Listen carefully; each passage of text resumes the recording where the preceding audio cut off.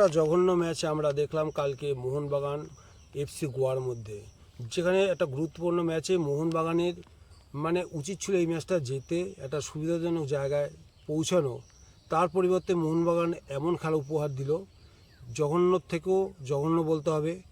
একটা এত heavy weight একটা দলের কাছ থেকে এরকম খেলা কিন্তু মোহনবাগানের কোনো সমর্থক এক্সপেক্ট করে না। মানে প্রত্যেকটা পজিশনে যদি আমরা ধরি, লিস্টন ক্লাস থেকে আমরা যদি প্রত্যেকটা পজিশন ধরি একেবারে গোলকিপার পর্যন্ত, কালকে আমি একথাই বলবো যে নিখুঁত বাজে খেলা হয়েছে কালকে।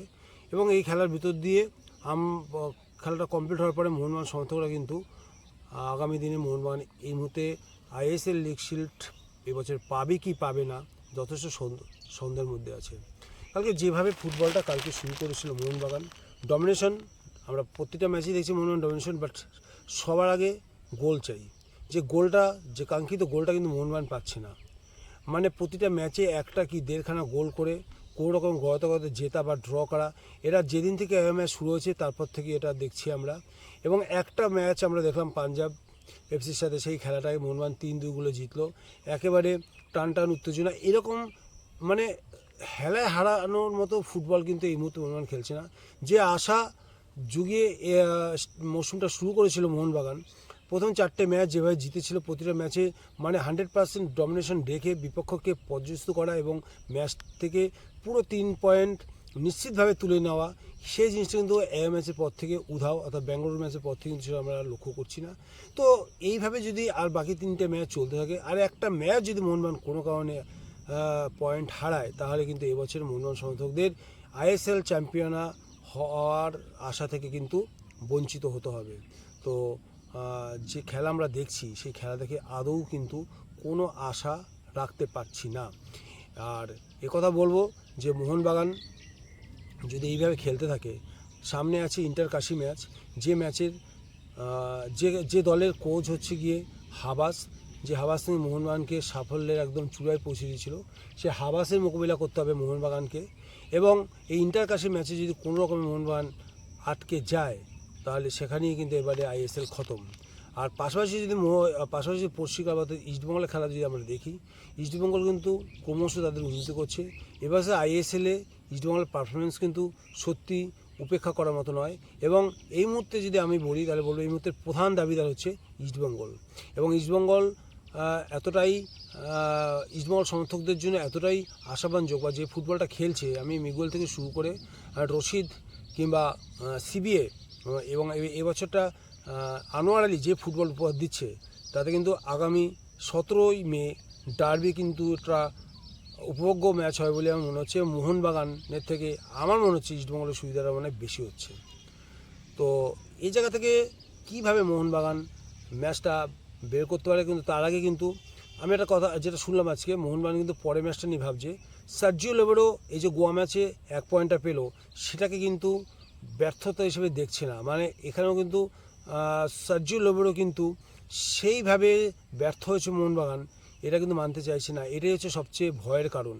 অর্থাৎ মোহনবাগানের ড্র মানে যে হার, মোহনবাগান সমর্থকদের কাছে এটা হারের সমান, সেটা কিন্তু সার্জিও লোবেরো কিন্তু বুঝতে পারছে না।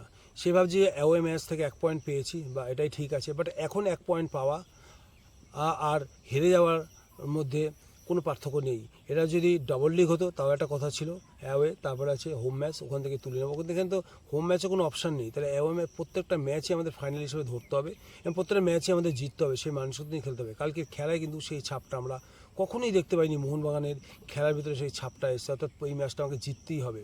পেনিট্রেশন জোনে সেইভাবে কেউ কিন্তু গোল করতে পারছে না। ম্যাকলারেন তার একটা ইন্ডিভিজুয়াল ব্রিলিয়েন্সি দিয়ে যে গোলটা করেছে, সত্যি ওই ম্যাকলারেনের পক্ষে ওই গোলটা সম্ভব, এবং সেই গোলটাও কিন্তু মোহনবাগান ধরে রাখতে পারলো না। যদিও দুজন বিদেশি ডিফেন্ডার নিয়ে মোহনবাগান খেললো, বাট এই বছরে অর্গানাইজ করতে পারছে না, ডিফেন্সটাকে ঠিকমতো অর্গানাইজ করতে সার্জিও লোবেরো, যেটা আমরা মলিনার সময় দেখেছিলাম।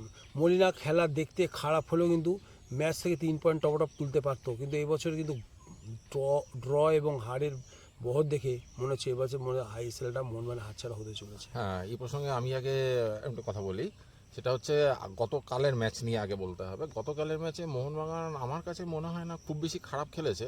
হ্যাঁ, মোহনবাগান গোলের সুযোগ তৈরি করেছে অনেকগুলো, গোলগুলোকে গোলে কনভার্ট করতে পারেনি, এটা ঠিকই। আর যে গোলটা খেয়েছে সেটা আমার মনে হয় আংশিক বিশাল কাইতেরও দোষ আছে।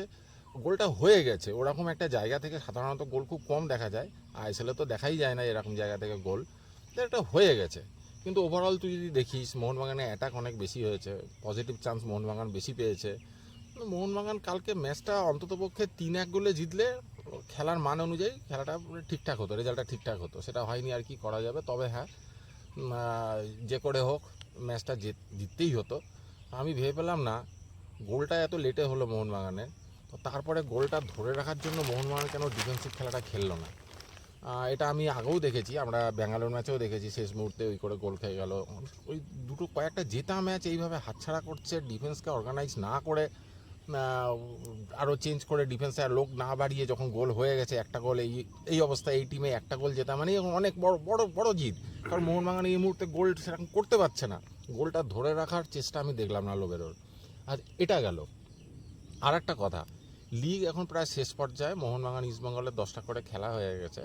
কাছাকাছি প্রধান যারা দাবিদার, ব্যাঙ্গালোর, জামশেদপুর, মুম্বাই সিটি, গোয়া, এরা কিন্তু ম্যাচ অনেক বেশি খেয়ে ফেলেছে। বিশেষ করে 12টা করে ম্যাচ খেলা হয়ে এরা গেছে, চ্যাম্পিয়নের থেকে দূরে চলে গেছে। তাহলে এখন কলকাতায় মানে কাপ আসছে, এটা নিশ্চিত যে হ্যাঁ, কলকাতা নিশ্চিত কাপ কলকাতা, আসছে, মোহনবাগান না হয় এবং ইস্টবেঙ্গল। ডার্বি ম্যাচটাই কিন্তু প্রচন্ড ডার্বি ইম্পর্টেন্ট হতে ডার্বি ম্যাচ চলেছে। তো ইম্পর্টেন্ট হতে চলেছে, সে বিষয়ে কোনো সন্দেহ নেই। তার আগে একটা কথা, সেটা হচ্ছে ইস্টবেঙ্গল মুম্বাই সিটিকে হারানোর পর তাদের কাছে মনে হয় না পাঞ্জাব ম্যাচটা খুব বেশি কঠিন হবে। পাঞ্জাব ভালো খেলছে ঠিকই, কিন্তু মুম্বাই সিটির মতো টিম যেখানে মোহনবাগান হেরে গেছে, তাদেরকে ইস্টবেঙ্গল তাদের ঘরের মাঠে, মানে ইস্টবেঙ্গলের ম্যাচ, সেখান থেকে জিতে আসার পর ইস্টবেঙ্গল এখন মানে কি বলবো, মানে টকবক করে ফুটছে। হ্যাঁ, অলমোস্ট ইস্টবেঙ্গল খুব ভালো খেলছে, Almost, ইস্টবেঙ্গল অনেক ভালো খেলছে এবং টকবক করে ফুটছে। বাট পাঞ্জাব এফসি কিন্তু উপেক্ষা করার মতো জায়গা নেই। এই পাঞ্জাব এফসির সাথে মোহনবাগান জিততে কিন্তু হার হিম করা ফুটবলটা আমরা লক্ষ্য করছি। 3-2 গোলে মোহনবাগান 3-2 গোলে মোহনবাগান জিতেছে এবং কি করে। প্রচন্ড ফাইট দেওয়া দল। এই দলটা যদি কোনো রকমে ইস্টবেঙ্গলের, তাদেরও মরণ বাঁচানোর লড়াই, তাও যদি এই ম্যাচটা জেতে তারা 21 পয়েন্টে গিয়ে পৌঁছাবে এবং ইস্টবেঙ্গল 21 পয়েন্টে দাঁড়িয়ে থাকবে। ফলে আরও দুটো ম্যাচের মধ্যে আরও কিছু ঘাট প্রতিঘাত হতে পারে, সেই সুযোগটা কিন্তু পাঞ্জাব এফসি ছাড়বে না, মরণ কামড় দেবেই। এবং মোহনবাগানকে এই ম্যাচটার দিকে অবশ্যই তাকিয়ে থাকতে হবে। তার আগে মোহনবাগান যেটা করতে হবে, ইন্টারকাশি ম্যাচ স্মুথলি বেরিয়ে যেতে হবে। যেখানে অস্কার এই মুহূর্তে পাঞ্জাব এফসির থেকেও কিন্তু মোহনবাগানের ডার্বি নিয়ে বেশি ফোকাস করছে, যেটা আমরা দেখলাম। কিন্তু লোবরে কিন্তু সেটা করছে না, লোবরে কিন্তু ইন্টারকাশি ম্যাচ নিয়ে এখন মোটামুটি ব্যস্ত আছে। হ্যাঁ, তো যেটা বলার, মোহনবাগানের এখন সব ম্যাচই ফাইনাল, এই ম্যাচটাও ফাইনালই ছিল, করতে পারেনি, ড্র হয়েছে। কিন্তু পরের দুটো ম্যাচ পরপর, মানে আমি বলতে চাইছি ইন্টারকাশি এবং স্পোর্টিং দিল্লি, এই দুটো ম্যাচ শুধু জিতলে হবে না, একটু বড় ব্যবধানেও জিততে হবে। কারণ আমার মনে হচ্ছে ডার্বিতেই ফয়সালা হবে লিগ কার হাতে যাচ্ছে। সেটাই ডার্বিতে ফয়সলা হবে। তার আগে দুটো ম্যাচের দিকে আমরা তাকিয়ে থাকবো। সেটা হচ্ছে পাঞ্জাবের সাথে ইস্টবেঙ্গল কেমন ফুটবল খেলে। যদি কোনো কারণে পাঞ্জাব ম্যাচটা জিতে যায়, তাহলে ডার্বিতে মোহনবাগান অবশ্যই সুবিধা হবে। যদি মোহনবাগান ইন্টারকাশির সাথে ম্যাচটা জেতে, ইন্টারকাশি এবং লাস্ট আছে স্পোর্টিং দিল্লি, তাই তো? এই দুটো ম্যাচ যদি মোহনবাগান জেতে, কিন্তু তার ডার্বিটা কিন্তু এবছরের ডার্বি কিন্তু অন্য অন্য আইএসএলের মতো হচ্ছে না। হেলায় হারিয়ে দিত প্রত্যেকটা ডার্বি, 2-1 গোল 3-4 গোল ইস্টবেঙ্গলকে দিয়ে প্রতিটা ম্যাচ মোহনবাগান জিততো। আগের আইএসএল গোল আমরা লক্ষ্য করেছি। কিন্তু এবার আইএসএল কিন্তু একটা সেই মোহনবাগান ইস্টবেঙ্গলের যে পরিচিত ঘটি ভাঙার লড়াই, সেটা কিন্তু এবারে আমরা সত্যি দেখতে চলেছি। এবং খেলাটা যে প্রচন্ড কারণ হবে, ইস্টবেঙ্গল এবার অনেক সংঘবদ্ধ এবং আইএসএল এর প্রধান এবং দাবিদার ইস্টবেঙ্গলের হয়ে যে গেল। 3টা স্তম্ভ যাকে বলা যায় বিদেশি, সেই মোহনবাগান আমি এই মুহূর্তে বলতে আমার কোনো দ্বিধা নেই। মোহনবাগানের ফরেনার ব্রিগেডের থেকে ইস্টবেঙ্গলের বিদেশি ব্রিগেড অনেক স্ট্রং। মিগুয়েল যে ফুটবলটা খেলছে, আমি যদি 10-এর মধ্যে বলি, মিগুয়েল এবং রবসান দুটো তো একই বসুন্ধরা ক্লাব থেকে এসছে, এবং এটা হচ্ছে দুজন হচ্ছে ব্রাজিলিয়ান ঘরানার, ব্রাজিলিয়ান প্রোডাক্ট। এই দুজনকে মধ্যে থেকে কিন্তু সবার আগে মিগুয়েলকে কিন্তু অস্কার, মানে ধূর্ত অস্কার বলবো, ধূর্ত শিয়ালের মতো ধূর্ত, কিন্তু ওকেই সই করিয়ে নিয়েছে। বুঝে গেছিল যে রবসানের ভিতরে খেলা কিন্তু ফুরিয়ে গেছে, সেটা মোহনবাগান ম্যানেজমেন্ট বুঝতে পারিনি। বাট রবসান কিন্তু সবার আগে, ওর নাম কি আছে, মিগুয়েলকে, ওই অস্কার কিন্তু মিগুয়েলকেই তুলেছে।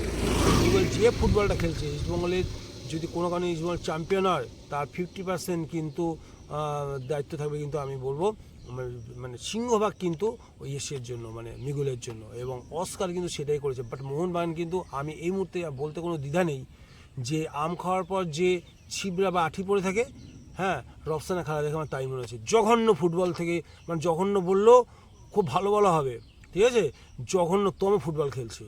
রফসানের কাছ থেকে যে নাকি 90টা গোল করছে বসুন্ধরা হয়ে, সে মোহনবাগান হয়ে মাত্র 2টো গোল কনভার্ট করেছে, 2 কি 3টে গোল, এটা ভাবা যায়? বরঞ্চ মাঠে পুরো দাঁড়িয়ে যাচ্ছে, একদম টোটালি আনফিট একটা প্লেয়ার, দেহের ভার যেন কিছুতেই কমাতে পারছে না। বাট প্যারালেলি আমি চিন্তা করছি না সার্জিও লোবরের এই মুহূর্তে কি মতিভ্রম হয়ে গেছে? যে প্লেয়ারটা মাঝবার দিয়ে খেলা তৈরি করতো, মোড় সেন্টার করতো, এবং যে সেন্টার থেকে যে কোনো সময় টম আলড্রেড হোক, আমি দেখতাম উপরে উঠে দিত টম আলড্রেড, ম্যাকলারেন কিংবা লিস্টান মাথা ছোঁয়াতো, কোনো কারণে তারা গোল করতে পারেনি, তার দায় কিন্তু দিমি পেট্রোরাসের নয়। এবং সেই সমস্ত কারণ দেখিয়ে কিছু সমর্থক আছে যারা হচ্ছে গিয়ে, আমি এদেরকে বলবো ইস্টবেঙ্গলকে সুবিধা করিয়ে দেওয়া সমর্থক, অর্থাৎ ডার্বির আগে দিমিত্রিকে মোহনবাগান থেকে মাইনাস করে দাও, ইস্টবেঙ্গলের চাপ অনেক কমে যাবে। দিমিত্রি যদি ডার্বি ম্যাচে নামে, ইস্টবেঙ্গল কিন্তু সত্যিকারই একটা চাপে পড়ে যায়, সে ফর্মে থাকা না থাকা। এই মুহূর্তে তো দিমি ফর্মে ছিল, তাকে ফর্ম থেকে তার ফর্মটাকে ফেলে দিল কারা? সেই সমস্ত সমর্থক। এমন মিডিয়া, এমন ফ্যান ক্লাবগুলো এমন সমালোচনা ঝড় তুলে দিল, যেখানে লোবরও তার কিন্তু সিদ্ধারা ঠিক রাখতে পারেনি, এবং তাদের কথা মতো কিন্তু সার্জিও লোবরা কিন্তু দিমিত্রিকে পরপর 2টো ম্যাচে কিন্তু কোনো ম্যাচটা দিল না। এটা কিন্তু মোহনবাগানের পক্ষে কিন্তু যথেষ্ট খারাপ দিক বলে আমার মনে হচ্ছে। একদম ঠিক। দিমিত্রিকে কালকে অন্তত কিছুক্ষণ যে নামানো উচিত ছিল। সেকেন্ড হাফে গোলটা হওয়ার পরেও, মানে গোলটা ড্র হওয়ার পরেও আমার মনে হয় দিমিকে নামানো উচিত ছিল। যেখানে মাঝমাঠ দিয়ে কোনো থ্রো নেই, কোনো পাস নেই, কোনো সেন্টার নেই, ঠিক আছে, এবং দোষ দেওয়া হচ্ছে সেট পিস মুভমেন্টে দিমিত্রির সেন্টারগুলো থেকে গোল হচ্ছে না। তো কালকেও তো 8টা কর্নার পেলো, কটা গোল হলো না তো। এর আগেও তো আমরা দেখেছি অনেক কর্নার পেয়েছে সেট পিস মুভমেন্টে, কোনো কিন্তু অ্যাক্টিভিটিস তো কাজে লাগাতে পারিনি। শুধু যত দোষ দিমিত্রির বেলায়, ঠিক আছে বুঝলাম। তা তোমরা যারা খেলছো, আরেকটা কথা বলছি, যে কথাটা না বললেই নয়, সাহাল আব্দুল সামাদ। এখন আমার সাথে গৌতম তো বলবে যে সাহাল আব্দুল সামাদ তো তোমার তো খুব ফ্যান, সাহাল আব্দুল সামাদ না খেলালে তুমি তখন বলছো খেলালে বলছো, কিন্তু বাট বুঝতে হবে, আমি একটা জিনিস লক্ষ্য করেছি, সাহাল আব্দুল সামাদ যদি প্রথম থেকে নামে তাহলে নিষ্প্রভ। আমি দেখি যখনই তাকে সাবস্টিটিউট হিসেবে নামানো হয়, তখন ভয়ঙ্কর হয়ে ওঠে এই সাহাল আব্দুল সামাদ। আমি অনেক উদাহরণ দেবো, গত বছরই দেখেছি, নামার পরে খেলার পুরো মোড় ঘুরে গেছে। ওকে সাবস্টিটিউট হিসেবেই কিন্তু বেশি কার্যকরী বলে আমার মনে হয়। আমার আগের ম্যাচে, পাঞ্জাব ম্যাচে আমরা দেখেছি, নেমে গিয়ে 10টা গোল করছি, আর সেখানেও দিমিত্রির কিন্তু মস্তিষ্ক ছিল, যে ব্যাকহিলটা করেছিল এবং পুরো ফাঁকা করে দিয়েছে জায়গাটাকে, কিন্তু শটটা মেরে গোল করেছে। সে এই জিনিসগুলো কি সমর্থক বা যে লোবরের মাথায় আসে না, যে এরকম একজন প্লেয়ার যদি অন্তকে পাশে থাকে, তাহলে খেলাটা আরও সহজ হয়ে যায়। আমি আশা করবো বাকি 2টো ম্যাচে, বিশেষ করে ডার্বিতে দিমিত্রিকে দিমিত্রিকে নামাতেই হবে, কারণ ডার্বি ইস্টবেঙ্গল এমনি দিমিত্রি খেললে ইস্টবেঙ্গল এমনি একটা আতঙ্কে চাপে পড়ে থাকে। আর আরবিতে খেলাবে ঠিকই, কিন্তু তার আগে দিমিত্রিকে খেলার মধ্যে রাখতে হবে। তার আগের ম্যাচ থেকে পরের 2টো ম্যাচেও দিমিত্রিকে ফুল না খেলা, রফসান কালকে ফুটবল নামিয়ে খেলাতে হবে। হ্যাঁ, পাশাপাশি আরেকটা কথা বলছি, যেটা আমরা আগের ম্যাচে এত লক্ষ্য করে আমি বলছি, এটা যে যখনই ফার্স্ট 11 করতো মলিনা, লেফট সাইডে রাখতো লিস্টান ক্লাসোকে, যেখানে সে সাবলীল, যেখানে সে আসল খেলাটা খেলতে পারে। বাদিকে ওদের যে রাইট ব্যাকে থাকতো, তাকে পুরো তৃতীয়বিরক্ত বা অস্থির অবস্থায় রেখে দিত, মানে সবসময় তাকে চাপের মধ্যে রাখতো। তার অ্যাটাকিং, তার স্কিল, তার ড্রিবলিং, তার কাটিয়ে গোলমুখী শট, এইগুলো কিন্তু বাদিক দিয়ে অপারেট করতে পারে খুব সুন্দর লিস্টান ক্লাসও। কিন্তু এবছর ব্যাপারটা উল্টো দেখছি, আর ডান দিকে রাখতো কিন্তু মনবীর সিং। এই দু পাশ দিয়ে অ্যাটাকে কিন্তু অনেক গত বছর আমরা দেখি, এবছর সেই ফুটবলটা আমরা লক্ষ্য করছি না। বাদিকে রাখছে কি রফসান, যে নাকি পায়ে বেশি বল রেখে ওখানেই চটকা মোটকা ওখানেই পড়ে যাচ্ছে, কোনো একটা থ্রু পাস বাড়াতে পারছে না, ঠিক আছে। তো হ্যাঁ, সেরকম গতিও নেই যেটা লিস্টনের আছে। লিস্টনকে বাদিকে ডান দিকে রেখে দিচ্ছে এবার, আর বাদিকে তোমার রফসানকে রাখছে, যার খেলাটা পুরো নষ্ট হয়ে যাচ্ছে। কি বলবি এখানে? একদম ঠিক। আমি ভেবে পাচ্ছি না যে পজিশনে এতদিন ধরে খেলে এসেছে, তাকে হঠাৎ পজিশন আর মনবি তো জায়গা, মানে ম্যাচ টাইমই পাচ্ছে না। কালকে তো হাফ টাইমে পরে নামলো, নেমে দুর্দর্শ ফুটবলটা খেললো। তো ওই মনবিরই যা কালকে ফুটবলটা খেলেছে আমরা দেখেছি। তা মনবির তো খেলার টাইম পাচ্ছে না, মনবির খেলার তো সুযোগ পাচ্ছে না। তো এইভাবে যদি মনবির খেলার সুযোগ না পায়, তাহলে তো মানে মোহনবাগান টিমটা তো কার্যকরী হয়ে উঠবে না। তো সেক্ষেত্রে এর দিকে নজর রাখতে হবে। অর্থাৎ আমাদের যেটা মনে হয় এই মুহূর্তে যে টিম আছে সেই টিম নিয়েই খেলতে হবে। প্রথম একাদশ যদি ইন্টারকাশি বা ডার্বি ম্যাচে নামাতে হয়, আমার মনে হয় ফার্স্ট 11-এ মনবীর এবং লিস্টনকে দিয়ে শুরু করা উচিত। বিশেষ করে তুই যেটা বললি মনমিকে ডান দিকে লিস্টনকে বাদিকে দিয়ে খেলানো উচিত, যার যা জায়গায় খেলে এসছে তাকে সেই জায়গাতেই খেলানো এবং উচিত। মাঝ মাঠে দিমিত্রিকে রেখে রবসনকে বসিয়ে রাখা উচিত, বা রবসনকে মাঝ মাঠে খেলে দিমিত্রিকে বসিয়ে রাখো, সেকেন্ড হাফে দিমিত্রিকে লাগাও, ঠিক আছে? প্রয়োজন হলে কামিন্সকে লাগাও, যদি ঠিক মতো খেলতে না পারে ম্যাকলেনকে পরিবর্তন করে কামিন্সকে নামাও। এই ফুটবলটা খেললেই মোহনবাগান কামিন্সও কার্যকর। কালকে দেখলাম কামিন্সের ধারও কমে এসছে। যাই হোক, মানে অপশন চেঞ্জ করে তো খেলতে হবে। option change করে ম্যাকলেন খেলতে যখন ম্যাকলেন সবসময় কার্যকরী, ভাই কোন সময় কি গোল করে দেয় সেটা কিন্তু লক্ষ্য হতে ম্যাকলেনকে সহজে কোনো ম্যাকলেনকে কোচই রাখতে বসাতে হবে। চায় না, ঠিক আছে? তাহলে এরকম অল্টার করে খেলাতে হবে, সেটা নিয়ে আসো। আর তুমি মেহতাবকে এত টাকা দিয়ে সই করিয়েছো দুজন বিদেশি ডিফেন্ডার নামাবার জন্য, তাহলে মলিনার সাথে পার্থক্য কী রইলো, তাই না? তাই তো। তুমি যদি ওকে ওকে যদি ব্যবহার না করো, আমরা তো দেখলাম নর্থ ইস্টের সাথে মেহতাব কি ফুটবলটা খেললো জল মাঠে, তারপর তুমি তাকে বসিয়ে রেখেছো। আমি বুঝতে পারছি না ওরা কী ধরনের ম্যাচ করাচ্ছে, কীভাবে টিম সাজাচ্ছে। এই মুহূর্তে যত কোচ আছে মোহনবাগানে আমি দেখেছি লোবরের পারফরমেন্স সব থেকে নিচে। প্রত্যেকটা কোচই কিছু না কিছু মোহনবাগানকে সাফল্য দিয়ে এসছে। এই মুহূর্তে কিন্তু আমি লোবরের হাত ধরে সেইভাবে কোনো সাফল্য নেই, কারণ তার মেন কারণ লোবরের প্রথমে ঠিক ছিল, কিছু মনে হয় সমর্থক বা কোনো ক্লাব কর্মকর্তা বা কারো হয়তো অঙ্গুলে হেরোনে প্রথম একাদশ নামাচ্ছে, যে কারণে মোহনবাগান সাফল্য পাচ্ছে না। তো আজকে এই পর্যন্ত, পরবর্তী ম্যাচ আবার পরে দেখা যাবে, বাই। ঠিক আছে?